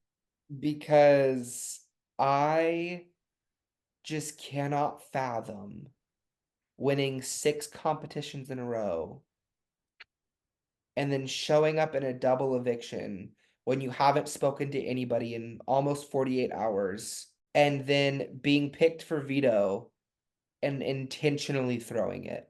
I cannot fathom that situation. So it just for the sheer lack of understanding of the house dynamic so bad, I have to pick Caleb. Like it was there was literally like Swan said, it was difficult to find an LVP this week because the only person that truly fumbled in every single way imaginable was Caleb. So, and he got the boot for it. And literally bad reads on the way out. Like Yeah. final words are bad reads. To the last second, to Yeah. the dying breath. Literally. So it's difficult to do anybody else, in my opinion. My MVP this week, I mean, it has to be Amber. And it's obvious, and there's lots of obvious reasons for it, but it's just unequivocal that Amber benefited the most from Caleb leaving, and she's continuing to elevate herself in this like number one position so well. And it's really impressive. So I'm not gonna harp because I know it's been discussed more than enough, but Amber is the clear MVP for me. And just one more thing to add about Amber too that's interesting. It's like, I feel like she has a bit of a similar gameplay style to maybe like Jocasta, where she is able to really benefit from things happening, but she doesn't have to lift a finger. But the difference between her and Jocasta is Amber, she's more involved. Like, I do think Amber has more of an actual say and direction when it comes to the overall strategy in the house. Because she has so many allies, she has a lot of social leverage. Whereas Jocasta, I do think just things happen around Jocasta and she's just kind of along for the ride, but they tend more than not to benefit her as well. But yeah, Amber is my clear MVP. For me, my LVP is going to be Jocasta, which might be a little bit strange, but it's more on the side of who I want to see more of this week. Because Jocasta, the double went really well for Jocasta. I mean, honestly, like, I don't know, there's maybe like one or two ways it could have gone better, but this was a really good outcome for Jocasta. So it's not that she's in like a bad position. She's actually probably in the best position she's been in a few weeks. But what I want to see more of is I want to see Jocasta literally just do something. Like, it's one of those things where, again, I feel like she has so much potential to like really take the reins on her own game and steer herself and have more autonomy and more leverage and make more moves that are her own moves. And she's like aware of this. Like, I think recently in her DR, she was talking about how she needs to make a big move because she doesn't really have any to put on her resume if she does make it to Final Two. And that's true. It's like everything good that's happened for Jocasta's game has mostly happened because of other people doing it, not because of Jocasta making it happen. So, but I would love to see her do that. I mean, I would love to see her kind of break free and have a lot more agency, because I think she's very capable of it in like every way possible. She just has been very happy with the status quo of the house, and the status quo has benefited her enough that she hasn't felt the need to do that. So yeah, so Jocasta will be my LVP. Trainer of the week, I feel like it's always pretty obvious who it's going to be, and I feel like it's obvious again this week. It's obviously going to be Amber. For all the reasons that everyone's mentioned and the reasons that I mentioned, it's just Amber. Like, I struggle to find even one weakness that is now left in Amber's game, truly. Like, she's all of her bases covered. She keeps pulling in new allies and pivoting well to new situations. Like, she has physical capability that she just hasn't really had to use a lot yet, but it's there, which means that if she were actually in danger, like, she very well could comp herself out of a bad situation. Caleb was like really the one last huge weakness for her, and that's essentially been erased now. And she didn't have to fucking do anything to make it happen. Like, it just all happened for her. And like, people have started to clock that Amber is so well positioned, just like they're starting to clock it with Nicole. But they say it in the same breath as, but no, you know, Amber's my ally, like, I can't go after her, or like, you know, I like Amber a lot, like, I don't want to have to take that shot. And it's like everybody's saying that. Like, I don't think that even though people have clocked it, she's even gonna be a target in any near future unless things shake out like really badly for her, because there's just so many other people who are a lot more visible and a lot more like targetable, for lack of a better word, than she is. So yeah, I just think Amber is the clear trainer of the week, and I'm so happy to give it to her because I have always been an Amber stan. Like, I love Amber. I've always seen the slay inside of her, and it's been really nice and really fun to see her start off as just like a really fun social presence, but someone who didn't have a lot of agency, to someone who has like literally built her game from the ground up each week, created alliances, made moves, inserted herself where she needed to be. So yeah, very happy to give it to Amber. We have gone through the double eviction. We've covered both boots now. It's time to discuss Rewind's history. Again. Yeah, again. Are you getting deja vu? So this can either be cycle 7, just given that this was the cycle that the double eviction fell on, or if we've had any like earlier double evictions in history of Big Brother Rewinds, we can also cover those. The floor is I want to go first. Yes, Swan, of course. So Sheila's revenge continues. This time from the Spec Lounge, in a maybe like unethical move by production to allow me to campaign for a Spec voted award, but Michelle Noonan is like, you know, the side character that everybody loves and trolls and like, ha ha ha ha, let's stand her. So the Spec Lounge wanted to give the coup to Michelle. So I was like, oh no, fuck this. Like, because I want the game to turn against Jen and Steven, like, because they're in power and everybody's just doing whatever the fuck they want. And what is Michelle going to do? Protect Steven and Jen. So, and also, like, hindsight, like, oh my God, good Lord, the Spec Lounge wanting to give the coup to Michelle after everything that's happened. So I start to rally the Spec Lounge and I try and find like somebody who was, I think, well, at this point, I also thought like, I also felt I liked Brayden because he was one of the few people who voted to keep me, even though apparently like he really didn't care and just kind of like did it to like, I don't even know why, but I was like, wow, that man has my heart. And the only other person who voted to keep me was Natalie, who was just evicted. So Brayden says something in his DR about wanting to use it against Jen and Steven. And I'm like, see, guys, this is what we need to do. We need to give it to somebody who's going to use it against the power structure. So let's go. And I managed to flip enough of the Spec Lounge, like single-handedly almost, and get them to give it to Brayden instead of Michelle. And I'm like, wow, this is so powerful. This is iconic. This is going to change the course of the season. Like, wow, wow, wow, wow, wow. And then Brayden gets nominated. So we're like, here we go. He's going to do it. Like, one of them's going up. And what does he do? He decides he wants to save it for the next week because he doesn't think he's going to go home. So he chooses to stay a final nominee, not use the coup, and he goes home. Yeah. All of my work for nothing. For absolutely nothing.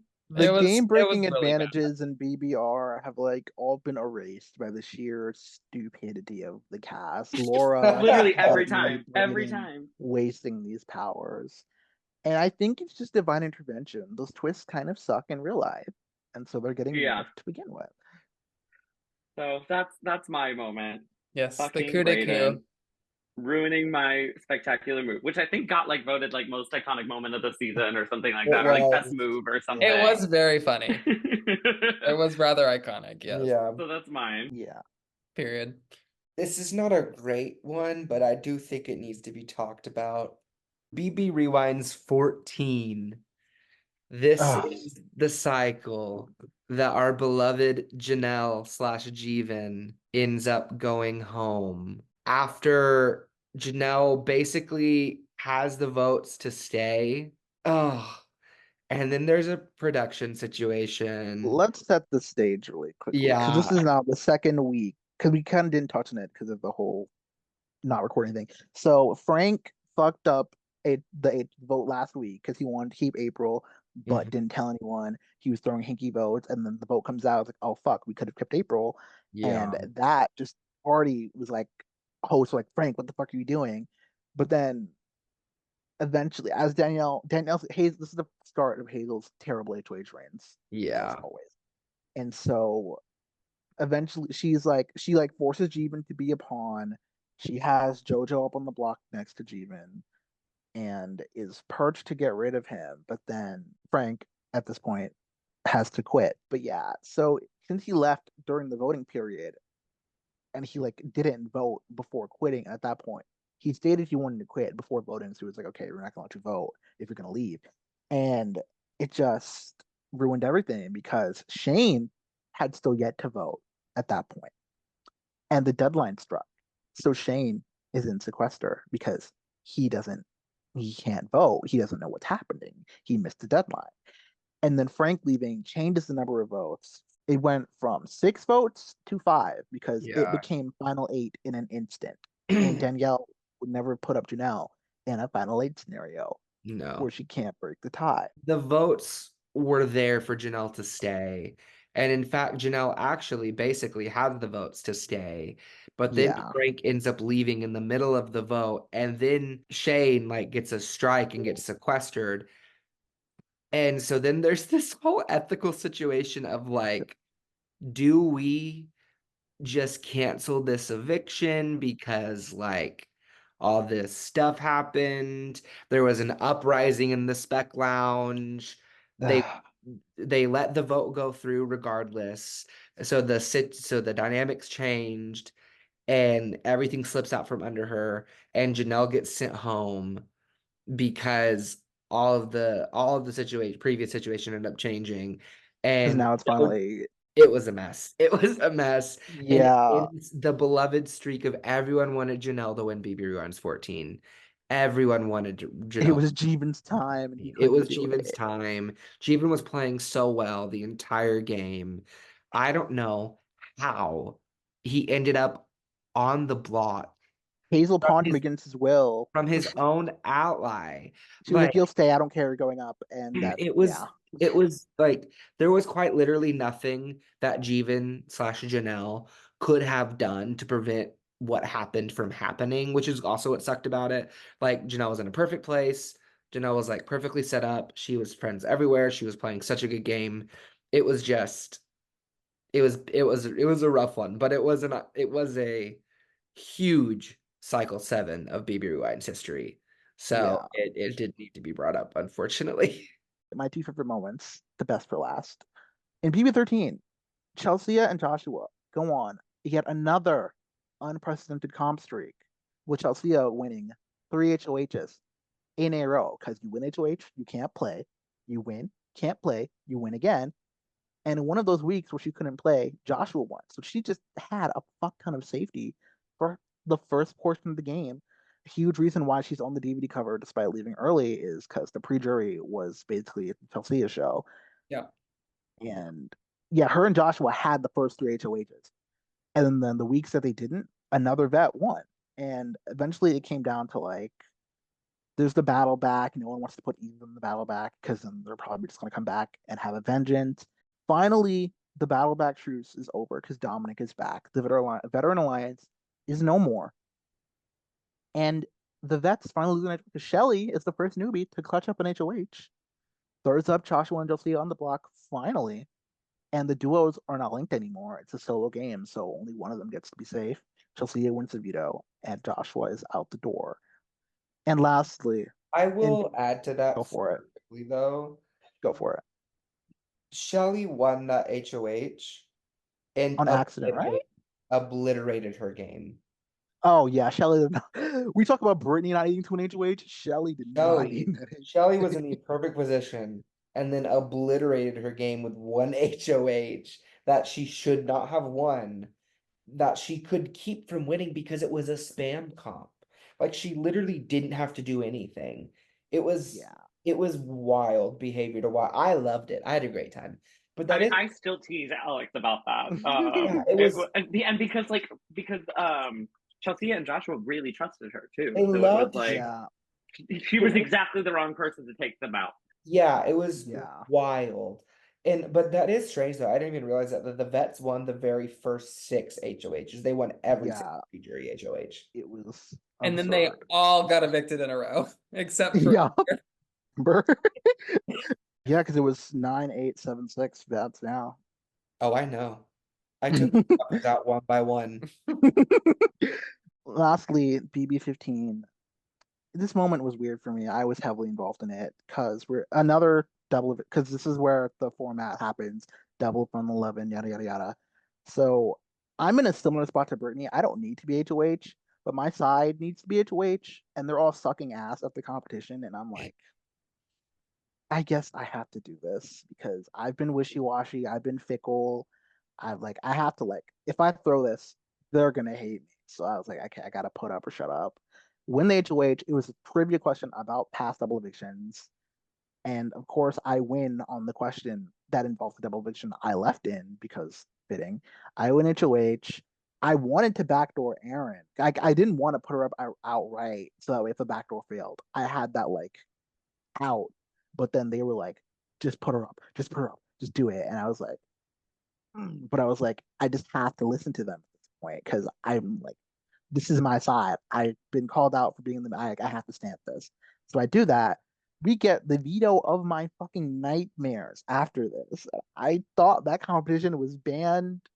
I saw that I was like, thank God I'm immune. Because if I was fighting for my life competition, I would have just broken down and it was I not forgot the fight that happened during that veto competition.